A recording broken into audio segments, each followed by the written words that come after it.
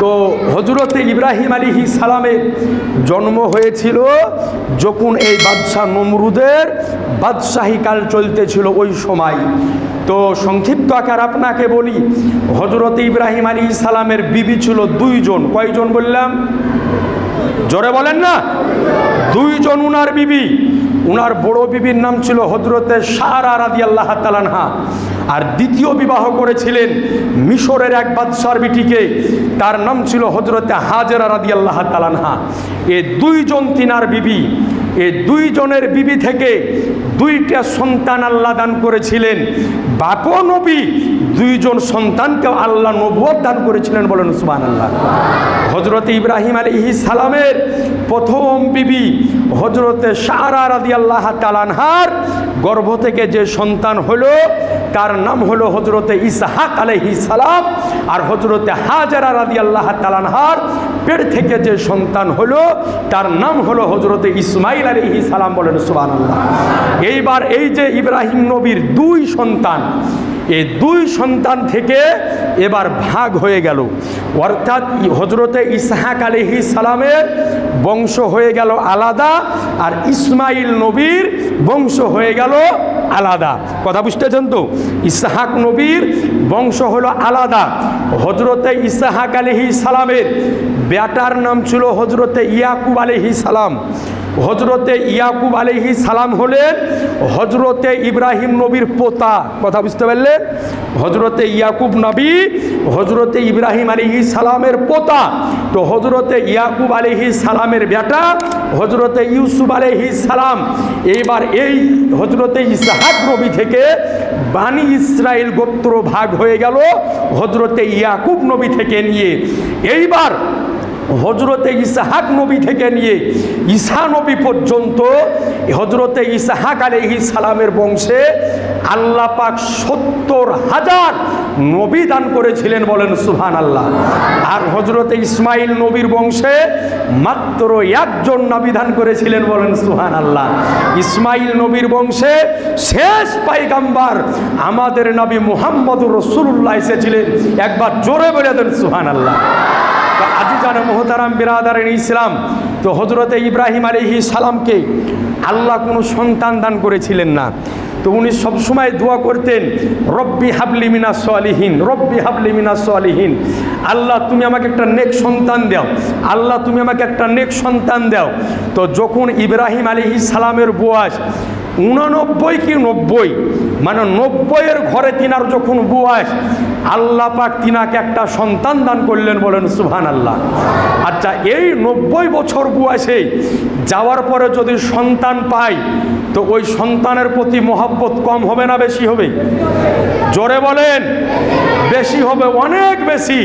তো হযরতে ইব্রাহিম নবীর বয়স যখন 90 বছর, তখন হযরতে ইসমাইল আলাইহিস সালামের জন্ম হলো। তো হযরতে ইসমাইল আলাইহিস সালামকে ইব্রাহিম পয়গম্বর খুব ভালোবাসেন, মহব্বত করেন, আদর করেন, স্নেহ করেন, খুব যত্ন করেন। আর এই দিকে আল্লাহ পাক ঘোষণা দিয়েছেন, ওয়াত্তাখাযাল্লাহু ইব্রাহিমা খলিলা, যে আমি আল্লাহ ইব্রাহিম নবীকে আমার বন্ধু বানিয়ে নিয়েছি। বলেন সুবহানাল্লাহ। তো এবার ফারিস্তারা দেখলো যে আল্লাহ বলছেন যে ইব্রাহিম হলো আমার বন্ধু, কিন্তু ইব্রাহিম নবী তো নিজের বেটা ইসমাইলকে বেশি ভালোবাসে, আল্লাহকে তো ভালোবাসেন। এটা ফারিস্তাদের প্রশ্ন। তো আল্লাহ পাককে ফারিস্তারা বলল যে ওগো আল্লাহ, তুমি বলেছ যে ইব্রাহিমকে আমি নিজের দোস্ত বানিয়েছি, কিন্তু ইব্রাহিমের আলাম, ইব্রাহিমের বর্তমান অবস্থা তো হলো এটা যে ইব্রাহিম তোমাকে ভুলে গিয়ে নিজের বেটাকে বেশি ভালোবাসছে, নিজের বেটাকে বেশি মহব্বত করছে। এই যে ফারিস্তারা এই প্রশ্ন আল্লাহর নিকটে রাখলেন, তো আল্লাহ রব্বুল আলামিন ফারিস্তাদের এই প্রশ্নের জবাব দেওয়ার কারণেই মহান রব্বুল আলামিন এই প্রশ্নের উত্তর দেওয়ার জন্যে নিজের সন্তান হযরতে ইসমাইল নবীকে জবাই করার অনুমতি দিয়েছিলেন। বলেন সুবহানাল্লাহ। যাতে করে ফারিস্তারা দেখতে পায়, বুঝতে পারে যে আমার কথাতে আমার পয়গম্বর ইব্রাহিম নিজের সন্তানকে, নিজের ছেলেকে আমার রাস্তাতে, আমার কথাতে কুরবানি করে দিবে। বলেন সুবহানাল্লাহ। আল্লাহ পাক এই প্রশ্নের জবাব দেওয়ার কারণে, এই প্রশ্নের উত্তর দেওয়ার কারণে হযরতে ইব্রাহিম আলাইহিস সালামকে আল্লাহ রব্বুল আলামিন নিজের সন্তানকে কুরবানি করার ইজাজত, হুকুম প্রদান করেছিলেন। জোরে বলে দেন সুবহানাল্লাহ। তো আপনাদের নিকটে আরজ করব, এই যে কুরবানি সামনে আসতেছে, একমাত্র আল্লাহকে খুশি করার জন্যে, আল্লাহর রেজামন্দির জন্যে, একেবারে নেকি হাসিল করার উদ্দেশ্যে সকলে কুরবানি খরিদ করবেন, সকলে কুরবানির নিয়াত করবেন। আল্লাহ পাক যেন আমাকে আপনাকে তৌফিক দান করে। জোরে বলে দেন আল্লাহুম্মা আমিন। আর একটু জোরে বলেন আমিন। আর একটা মশলা আপনাদেরকে বলে দিই, প্রতি বছর বলে দিই, এই বছরও বলে দিচ্ছি, যে যাতে করে মশলাটা পুনরায় আপনাদের মনে চলে আসে, যে কুরবানির চাঁদ উঠে গেলে চুল দাড়ি কাটা যাবে কি যাবে না। দেখেন ভালো করে বলে দিই, দাড়ি কাটা কোনো চাঁদেই জায়েজ নাই। কথা বুঝেছেন? দাড়ি কাটা কোনো চাঁদেই জায়েজ নাই। সেটা কুরবানির চাঁদ হোক, আর বকরা ঈদের চাঁদ হোক, আর ঈদের চাঁদ হোক, আর শবে বরাত হোক, আর শবে মেরাজ হোক, কোনো চাঁদে দাড়ি ছিলা, দাড়ি কাটা যাবে না। তবে জিনাদের নামে কুরবানি হবে, যাদের নামে কুরবানি হবে, তিনারা এই 10টা দিন, অর্থাৎ চাঁদ উঠার পরে থেকে নিয়ে কুরবানি জবাই করা পর্যন্ত মুছ, নখ, চুল, আপনার বগলের পশম, নাভির নিচের অবাঞ্ছিত লোম, এগুলা যদি না কাটে তাহলে আল্লাহ কিছু নেকি দান করবে। এটা না কাটা হলো মুস্তাহাব। কথা বুঝাচ্ছেন? না কাটা হলো মুস্তাহাব। তবে কোনো ব্যক্তি যদি কেটে নেয় তার কোনো প্রকারের গুনাহ বা পাপ হবে না। আর দাড়ি আপনি যখনই কাটবেন তখনই গুনাহ হবে। কথা বুঝলেন? দাড়ি যখনই কাটবেন তখনই গুনাহ হবে। তবে বাকি জিনিসগুলা যদি আপনার সম্ভব হয় যে এখন কাটবো না, তাহলে না কাটলে কিছু নেকি পাবেন। আর যদি কেটে নেন তাতে কোনো পাপ বা গুনাহ হবে না। মশলা বোঝা গেল?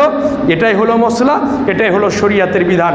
যাই হোক, আজি জানা মুহতারাম বিরাদারিন ইসলাম, সময় হয়ে গিয়েছে, আমি আর লম্বা চওড়া করতেছি না। কুরবানির ইতিহাস সামনে শুক্রবার ইনশাল্লাহ একটু আপনাদের সামনে তুলে ধরব, যে কুরবানির ইতিহাসটা কিভাবে শুরু হলো ইনশাল্লাহ তাআলা। তবে যাই হোক, কুরবানির চাঁদ উঠে গিয়েছে আপনারা সকলেই জানেন, এবং তারিখও ঘোষণা হয়ে গিয়েছে। আগামী আপনার কাল শনিবার বাদ দিয়ে আরেক শনিবার 7ই জুন কুরবানি, যেহেতু চাঁদ হয়ে গিয়েছে, ঘোষণা হয়ে গিয়েছে, 7ই জুন কুরবানি হবে। আপনারা সকলে ভালো করে প্রস্তুতি নেন। আল্লাহ পাক যেন আমাদেরকে সঠিকভাবে, সঠিক নিয়াতে কুরবানি করার তৌফিক দান করে। জোরে বলে দেন আল্লাহুম্মা আমিন। আর একটু জোরে আমিন। ওয়া আখিরি দাওয়ানা আলহামদুলিল্লাহি রাব্বিল আলামিন। আসসালামু আলাইকুম ওয়া রাহমাতুল্লাহি ওয়া বারাকাতুহু।